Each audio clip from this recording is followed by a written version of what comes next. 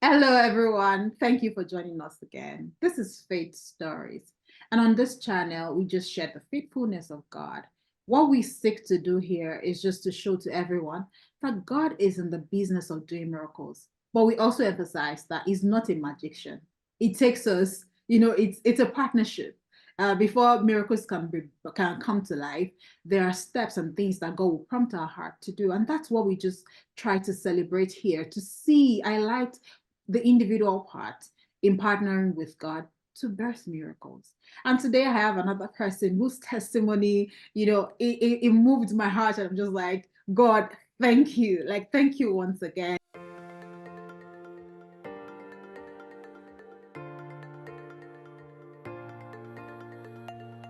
So today I have Wangfon Sambo. I hope I pronounced your name very well. I'm sorry if I did not. Don't shoot me. But we call her Waki. So Waki, you're welcome. You're welcome to Faith Stories. Thank you for joining us today. Thank you, Odinayo, for having me. And yes, you did a good job with the name. It's Wangfon Sambo. Yay. Yay. I'm so proud Yeah, of myself. Thank you. I'm proud of you too. Yes. Thank Um, you. Okay, so as a way of starting, can you introduce yourself? And when you introduce yourself, can you tell us how your journey with God started? How did you find God? Did you just get to know the God of your parents, or did you give your life to God at some point? So yeah, over to you. Tell us about yourself. Hi, everyone. My name is Wangfon Sambo. I am a daughter, a mother, a wife, and everything you can think of in between. Um, about my Christian journey, I think most of it is based on the fact that I grew up in a Christian home, and well, everybody around me, my parents, my extended family, everyone is literally can call themselves a Christian. But in terms of my walk with God, I think it kind of grew when I was in high school, secondary school. I schooled in Air Force Comprehensive School. And that was where I began to know God for myself. Because everything that I knew prior to that was basically like the regular things that your parents would tell you at home. My mom would say, pray. We didn't really have struggles or problems, like let me put it that way. But beyond that, my community in high school kind of like helped that. We had like intercessors come in every day and like kind of teach us the word, like not every day, like every Sunday. It's just the word. And like there was like this prayer fire in school then, and that's where it all started. And kind of dwindled in the university, stepping out like from your comfort zone and like, seeing so many other things. But still, it's not like I wouldn't pray. I'll still pray. I'll still go to church, but I wouldn't really say I had like a relationship with God per se. But so it's been like back and forth in the university, and then after that, I would say it really got like the point where I really like, gave myself totally was while I was working in Abuja. That was like between, should I say 2014, 2015, around that time, 2015, yes. There was an experience in House on the Rock back then in Abuja, the refuge. That was where I could say I can really pinpoint my journey afterwards, like where I'm like, oh God, I'm holding on to you. I'm trying to grow my relationship with you. Yes. Oh, that's good. And your story, I'm sure a lot of people can identify with it. Most people started in a Christian home and we got to know the God of our fathers, and we stumble in and out. Today we're with God, tomorrow we're not with God. But God, I'm sure that there are so many people that will be listening to it that can identify with what you said. Day by day we are walking with God towards perfection, and just trying to grow with him and in him, and we just pray for grace, for consistency to continually stay with him. So over to Yes. you to share your testimony. Now we're ready to listen to you, to hear your testimony. Okay. Like each time I think about it, I mean, I've seen God show up for me in different ways, but it's always been like the regular God, I'm sick, heal me. God, I want to do this.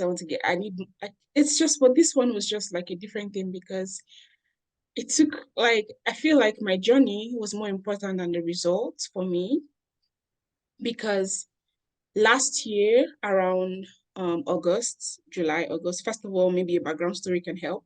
So I moved to the US for school, for grad school, and I've been here for a while, like for about 2 or 3 years now. And my husband and my son are in Nigeria, but come in, like they visit regularly.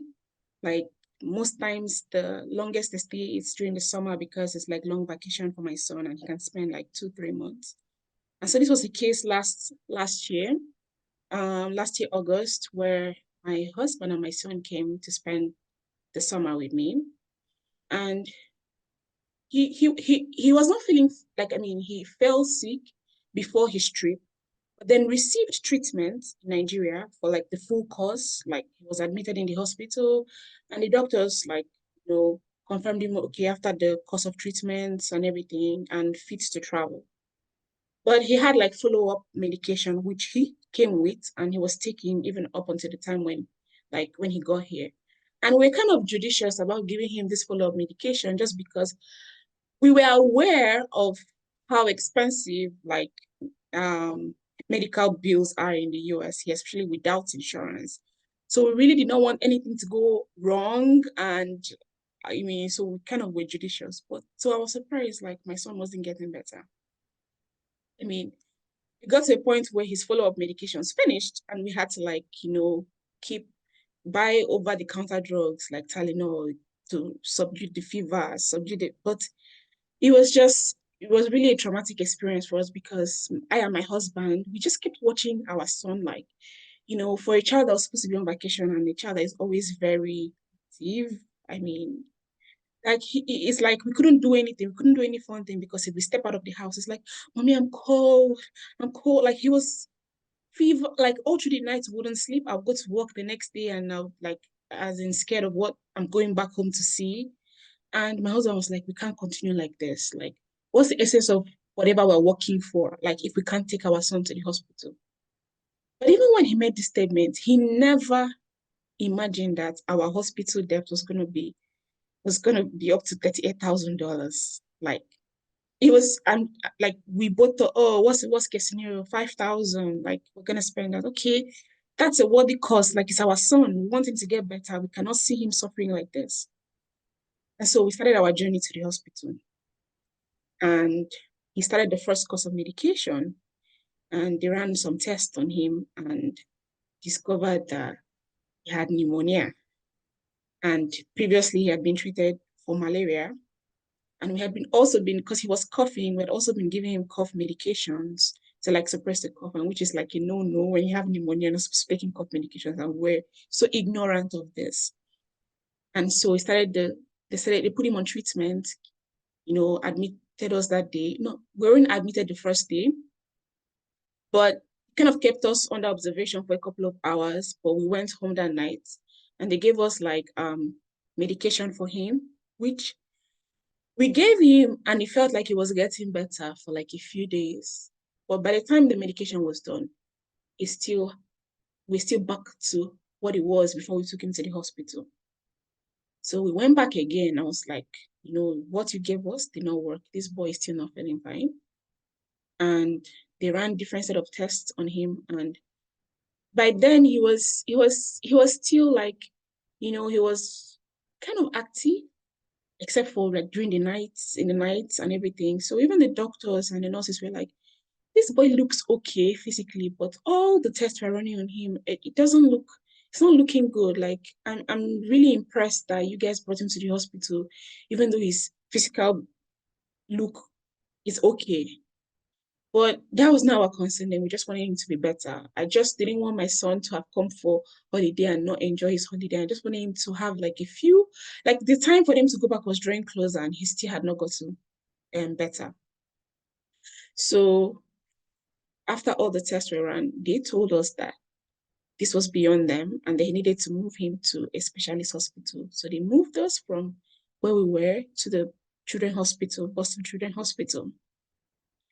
And that was where the journey, like those days, those few days were like the longest days of my life because I saw my son go through different medical examinations just because they couldn't really pinpoint what was wrong. I mean, the x-ray showed he had pneumonia, but with the medication he had received and all the treatment he had received based on his history, it was not supposed to be the way it was. So nobody could really tell. And by the time we're done, we had to be admitted for a couple of days.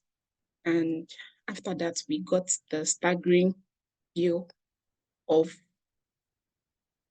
I would say 38,000 because it was 37,000 something. And I remember seeing, because initially the bills came in like different like tranches. I remember getting the first bill and it was like, oh, $3,000. I was like, okay, that's not bad. It's still within our range. Then another one comes, 2,500. Another one comes, 8,000. And at the end of it, like I was staring at it and I was like, okay, no, this is not what I bargained for. So I started asking questions. What do I do? And I definitely know that I cannot pay 38, like I cannot pay this bill. And my husband and son had gone back then, and I was the guarantor for this bill. I knew that, like, the onus was on me to pay this bill. And so I'm talking to my husband and I'm asking him, what are we going to do about this bill? And it's like, you definitely know I cannot change Naira to pay this amount of money right now. Even if we're supposed to pay, it's like changing with the exchange rate at then, our total bill was like 40 million Naira. And it really got to me because like it's like I've been working and now I have to, like, if you know my story before, I was just getting settled and just trying to, like, find my feet. And just when things felt like it was starting to get good, then this is coming up and I'm like, God, please. So I reached out to the hospitals and asked for like concessions, discounts. What do I do? And followed all the rules on the books to like get them to like give me discounts or like do things. And the funny thing was that during that time, I couldn't really pray. Several things were on my mind because I couldn't really pray because I felt like, is it only me? Like every time you're coming back to ask God for something, like all through my journey, like the last 2 or 3 years, it was like, I'm coming to school. I need my visa. God, please give me a visa. The journey to get that was different. Then after getting my visa, I had to like ask God, like I had to pray and trust God for that of my family too. And after that, it was the whole like getting through school, passing with good grades. Like I was always calling on God and asking him to help me. And also provision wise, like, when I started school, when I paid my school fees, it was like 300, 300 naira to $1. And then by the time I'm done with school, it was like almost 1,000 naira to $1. Like, so it was like constantly all through the years, it's like I was always going to go to ask for something. And the last one was just like, after I'd finished my job, settling.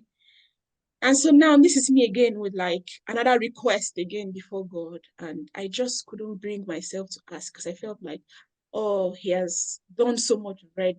Why do I want to go and bug him? It's only you. He has so many other people to attend to. But during that time, one of my conversations with one of my friends who I pray with, and I was sharing how I was feeling, and she told me, like, Bible says, ask that your joy may be full. And this definitely is affecting your joy. Yeah, because I couldn't really do anything. Like if I was gonna spend something to buy something for even myself, like, oh, you're gonna buy this when you have this $8,000 to pay. Like you're gonna do this when you have this to pay. Like it was like, she's like, so if how like, and it was really affecting my prayer life because like it's like when I wake up and I'm like, oh God, thank you. I was just like, God, thank you, or like pray generally. Somehow I want to ask for this, but I'm like, oh, I'm withdrawing because I don't want to, bug God. But so when she gave me that word and she said, ask that you join me before, I decided to ask. And when I asked, I don't know, at that point, I wasn't fully aware of what I was asking. Yes, I've asked God for things before and he has answered me, but it was kind of like different just because of my, should I say, my withdrawal, my fear that I wasn't going to get this. Like, I had already clouded my mind with the fact that, oh, it's too much to ask.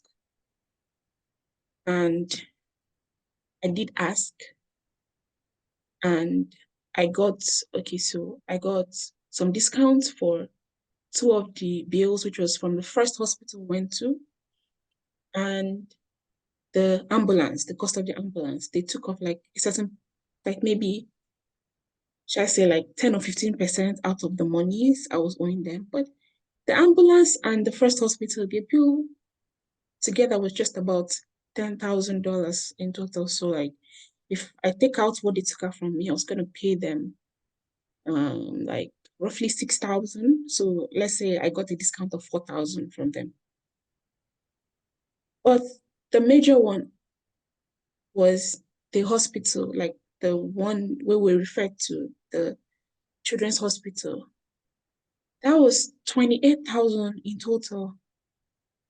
And I'd asked them and they rejected my request for discounts and they said I had to pay the entire amount of money. And this was just like towards the end of the year, December. And I was like, okay, I'm not gonna deal with this right now. I'm just gonna try to enjoy my holiday, celebrate Christmas. And then when I like in January, I'm gonna pick this back up and see how. But every day I knew that there was no way I was gonna be able to pay $28,000. There was no way, absolutely no way. So in January, we started like a fast myself, like okay, I joined my church, like and another fast I joined my friends to do the Year of the Bride fast with Tiffany Montgomery. So on one of the days that of one of these days of those fast, that was I think that was like day 13.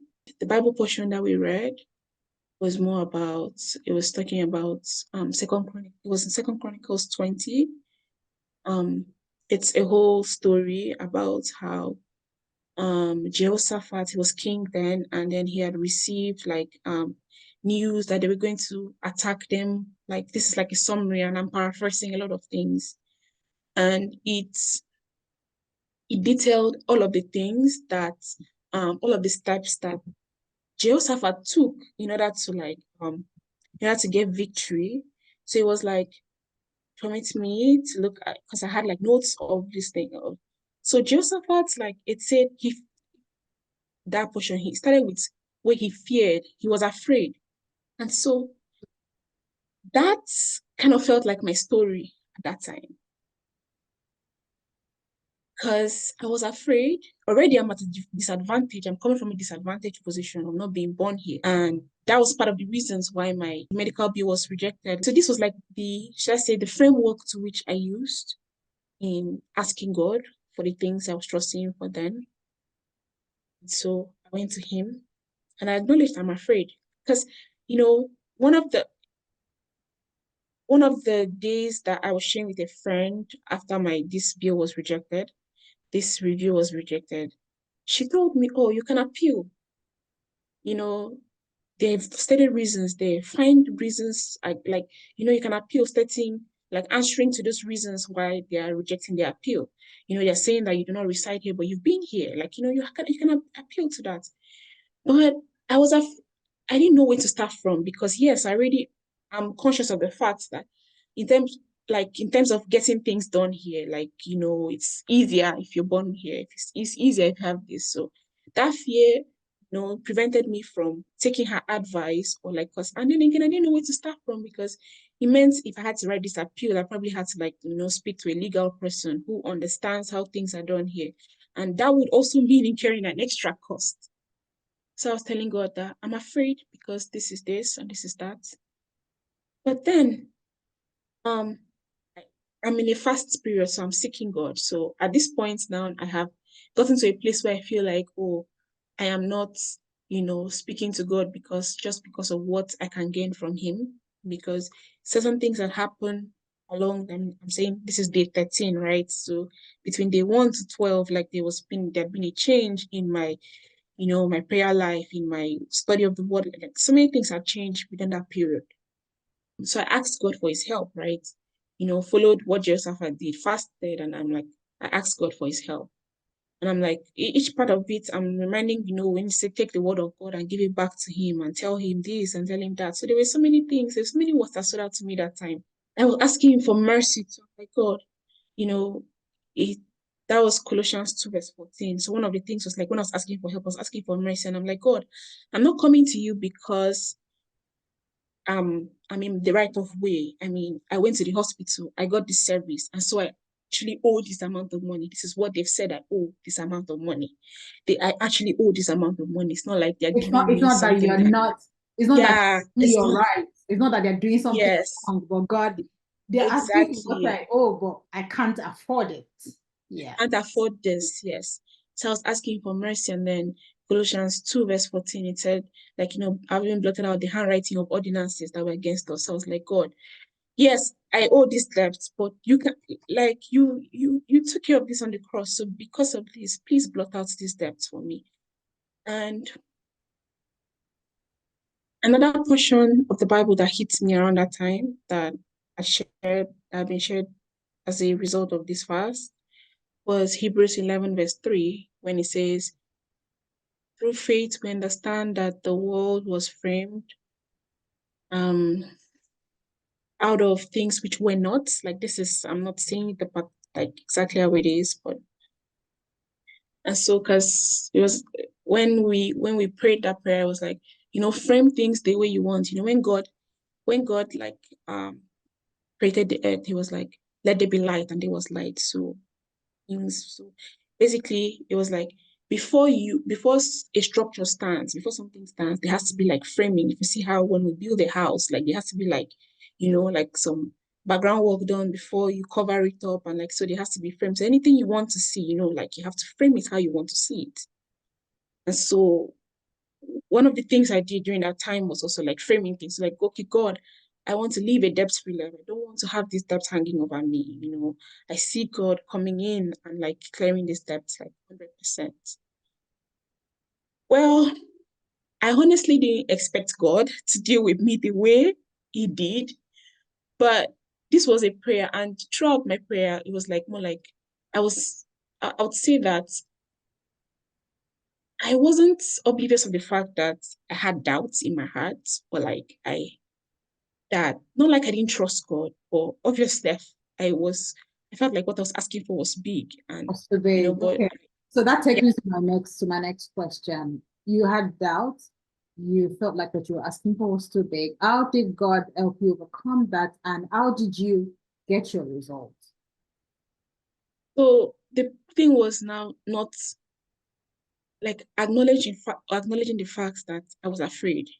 So when I'm praying, I'm asking God, I'm telling God, like, God, I don't know how you're going to do this. I don't know how this is going to happen, but I know that I'm afraid. I know that, I don't have this, I don't have that. But I've seen you do things over and over again, even in my life. I started to recount the things that God has done for me and the testimonies of people around me that I've heard, and like, things he did in the Bible too. Like, you did this, and I'm talking about Second Chronicles. You helped the Israelites, you did this, you've given. So I know that you're going to come through Yeah. either ways. Maybe not in the way I expect, maybe not even 100% like I want, but there's going to be a reason for that. But the weight of this data, you know what I can pay. So even if he was to give me like 80% discount or like 90, that would still go a long way, right?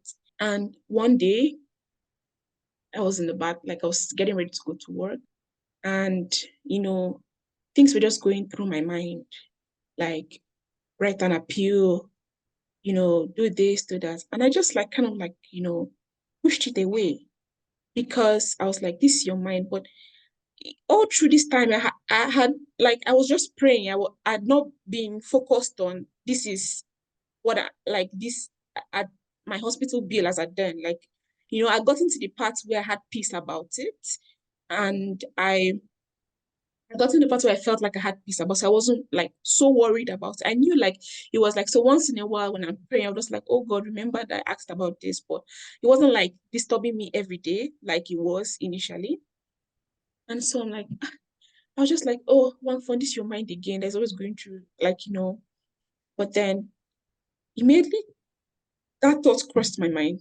I remembered, you know, I remember hearing Tiffany's voice very well because prior to that, like a few days, maybe 2 days to this day, the portion of the Bible that came to me when I heard that her voice, like, you need to stop saying that it's your mind speaking, and um and that it's God speaking to you, was in, like, we have the Spirit of God in us. So if the Spirit of God is in us, then, like, so it made sense that if I have the Spirit of God in me, then God's Spirit, like, is awake in me, so He can speak to me. But this was kind of alien to me because, yeah, we all have different ways God talks to us, and mine was different. So this is like, I've never, like, kind of like encountered God in like my bathroom like that, you know. And then immediately that thought came and left. Like, I just heard one phone, shut up and listen to me. And I knew that like it was very, like, each time I think about it, it was like, Wang Fong, shut up and listen to me. And because he called me Wang Fong, like, everybody around me calls me Wacky right now. So I've gotten used to hearing people call me Wacky.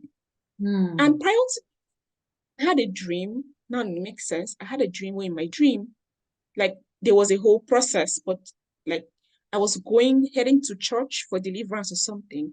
And when I got to the person that was supposed to come help me, my deliverance, like, she asked me a question. She was like, why do they call you Wacky? And I was like, it's because I cannot pronounce my name. So I gave an explanation why they call me Wacky. She's like, what is your name? I said, Wang. I answered Wang. And she's like, why do they call you Wacky?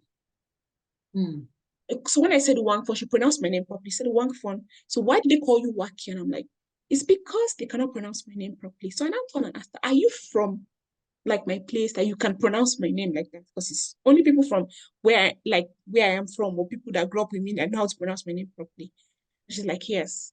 So when he said Wang Fon, shut up and listen to me, I knew that that could not be my mind, or like, so I paused. I stopped doing whatever I was doing and I paused and listened. He gave me specific instructions. He was like, we are going to write that appeal letter. You're going to pray with your friends. Like, this is like your agreement partners, because I was praying with them at that time, right? So you're going to pray. And you're going to, for 3 nights, you're going to praise on that letter.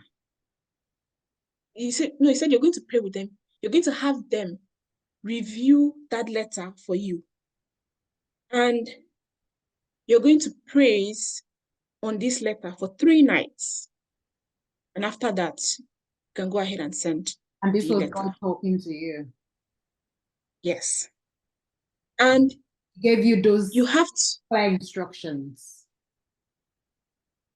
you have to realize that, you have to know that the letter in itself is not what's going to give you deliverance. That is how I want to give you victory.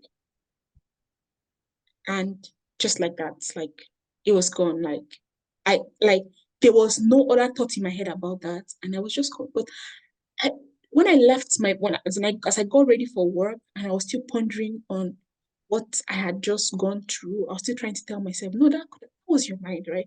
But no, that was too, like, back and forth. It was too detailed to be your mind. Yes.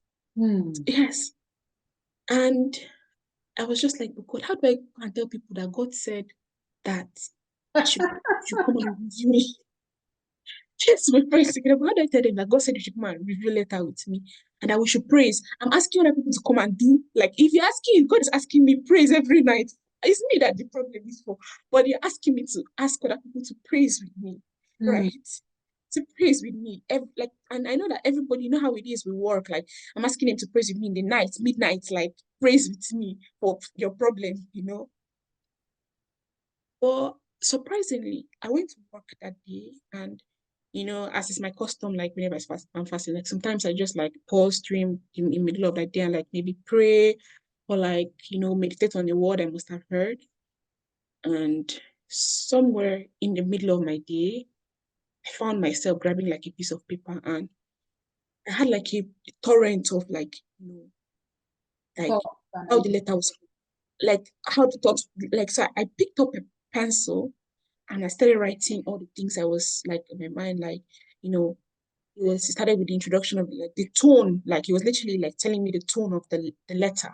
I went back home that day and I literally like prayed that night, and I sent a message to my friends and told them that I had like a message to them that God gave me instructions. So you told them what God had instructed you to do, and did they agree? And what came out of it? Yes, they were receptive like towards it, Mm. but I'm not sure they fully understood because we spoke about it and they agreed that they were gonna do it. But considering our, you know how it is in our, like our work schedule and all of that, it was like almost like kind of like by the time I'm calling at 12 midnight, like probably gonna be asleep. So yes, they had agreed to. Like, did they understand? No. Were they sure that God had spoken to me? I wouldn't say they were totally sure. But I mean, we had been praying and trusting God around this period. And like they were like, okay, even if we're not sure what harm is he going to do to us, we also believe God, you know. So I feel like that was how everybody approached it at the beginning. But and honestly, on the first night of praising, I mean, what I did was everybody joined the call, but two of them slept off, like tiredness. They were tired and literally slept off. And then I can imagine I what was in it's a like midnight after working. exactly. And but the good, like I think it was the fact that their spirit was in agreement, you know, it wasn't just like this is just their flesh, like, you know, tired. And so one of my friends, she was the one who actually led that prayer that night. Mm. Praise and the prayer that I prayed that night. I mean, I was the one who needed something, but honestly, I wasn't like I wasn't energetic about it that day because I was still like in a kind of, should I say, doubt or days, not doubt per se, but more like I was trying to come to the understanding of how this was going to play out, you know.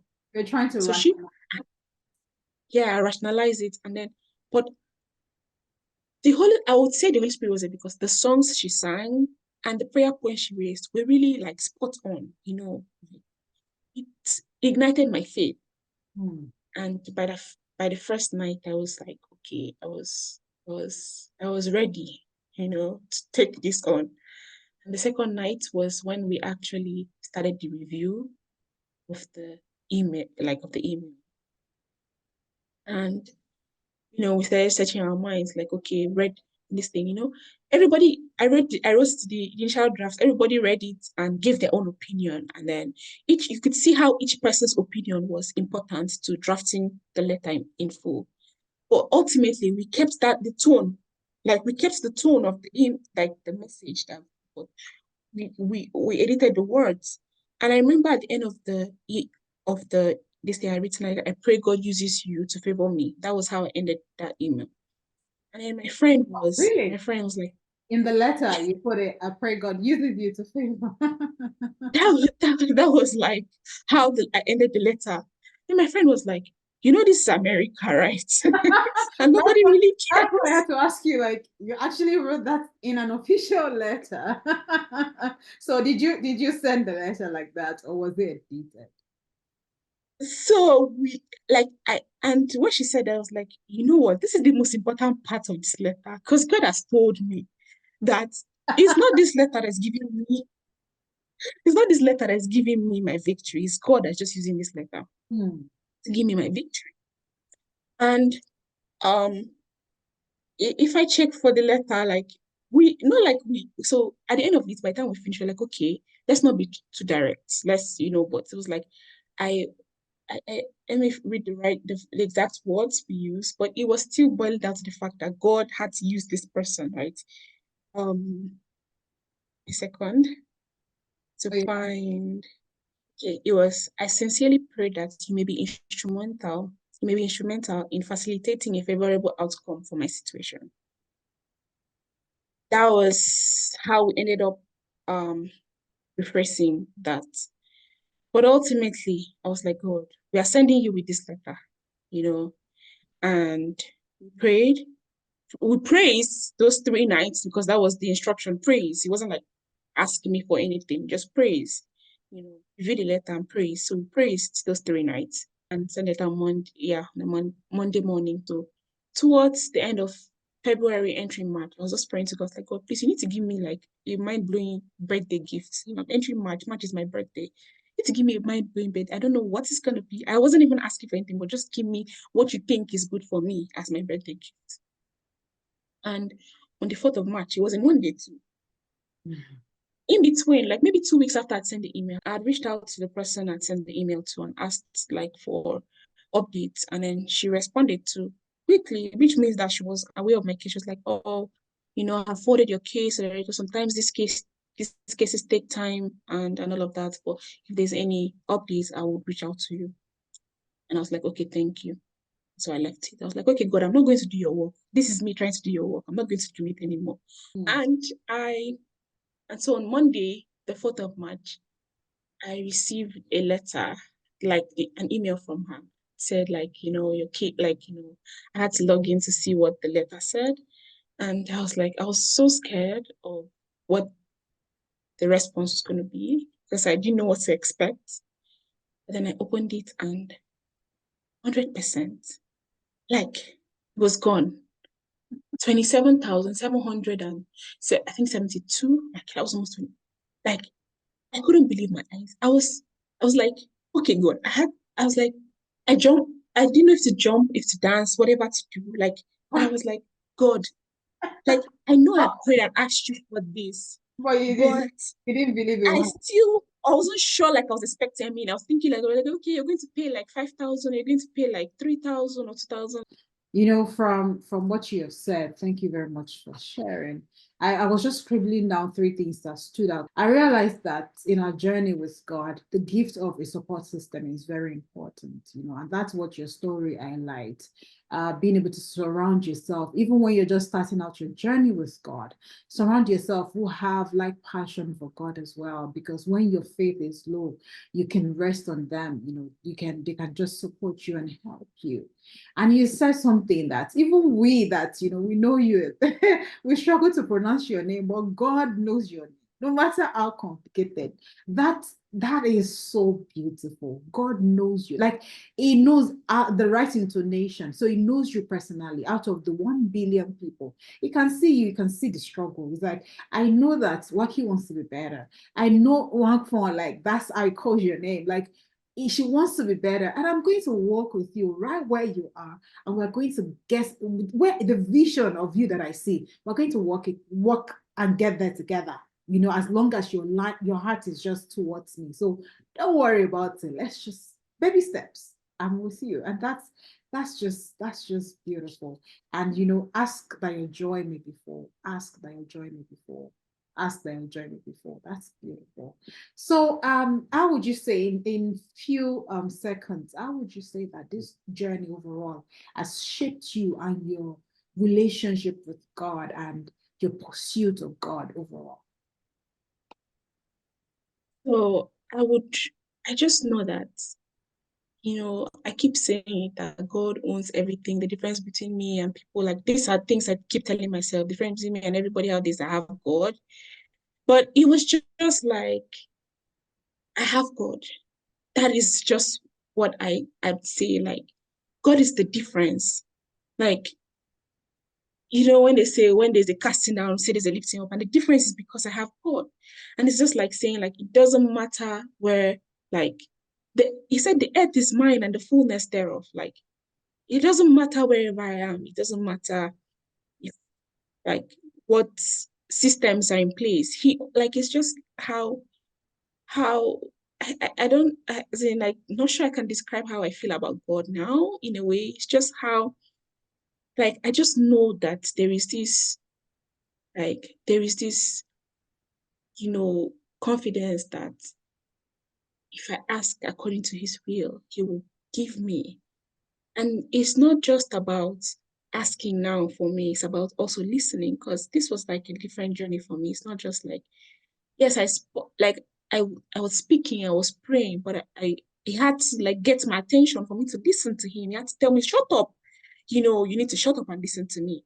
So it just made me realize that all the while I was speaking, Hmm. I was praying, I was seeking, but I wasn't actually listening to what he had to say to me. That, I mean, I'm I wouldn't want to say this just made me to like think of other things that like had come into my mind, but I will keep asking God, is this really you? Is this really you? You know, so it kind of like made me know that pause sometimes in that stillness, listen. And, you know, what gave me what stood out was like the peace I had even in all of this. Like, so it means that if I have like once there's peace, like it doesn't matter if it's mind blowing the steps I'm supposed to take, but God is there in the stillness. Wow, And that's beautiful. So God took you through, you know, you said at the beginning that you don't think it's so much about the money or even everything that happened, but it was the journey that God was trying to take you through. And that's what happens with testimonies, with when we hear of miracles and things that happen. That's basically what happened. God literally took you, your son getting sick, him getting better, um, owing that much money. It took you back to really discovering God. He wanted to ignite that passion in you to just seek Him, seek me, like a relationship with me. And He took you through it to learn how to listen to Him. to be dependent on him. Because like I knew that like who else could have done this? Wow. Thank you. Thank you very much, Juan, for sharing your beautiful story. And I pray that, you know, miracles will not cease in your life. And every day God will reveal himself to you as your father. And your relationship with him will get deeper and deeper. And in growing with him, may you find purpose in Jesus' name. So thank you very much, family, friends. Thank you for joining us once again. This is Faith Stories, where we celebrate the work of God and how it just births different things in us, how it takes us through journeys just to train us, just the same way as children, when you're a baby, how you're trained to grow and to develop. And he uses circumstances and, you know, situations of life just to grow, just to help us to grow and become better and better. Thank you for joining us once again. If you're not following this channel, please subscribe and click the reminder icon so that you can know when the videos when new videos are posted. Thank you very much for joining us. God bless you.